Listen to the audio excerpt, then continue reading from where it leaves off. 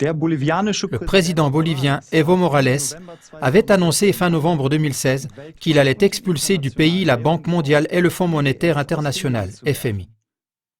Ces deux institutions, créées en 1944, sont soumises à l'influence aussi bien du gouvernement des États-Unis que de la célèbre dynastie de banquiers que sont les Rothschild.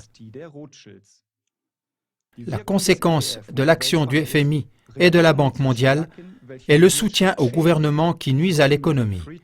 C'est ce qu'a dit Milton, un scientifique en économie et prix Nobel en sciences économiques en 1976. L'expert économique suisse Peter Koenig affirme que l'objectif de ces deux institutions bancaires est d'exercer une forte pression sur les États afin qu'ils ouvrent leur économie à l'influence des grands groupes industriels par le démantèlement des réglementations étatiques.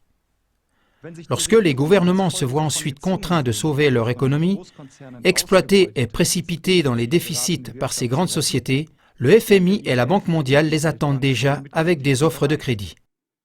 Pour les obtenir, les pays doivent cependant privatiser de plus en plus de biens publics, autrement dit les céder aux grandes sociétés et perdre ainsi des pans entiers de souveraineté nationale. Dans ce processus, aucune attention n'est prêtée à la paupérisation de la population, ni au pillage de l'environnement.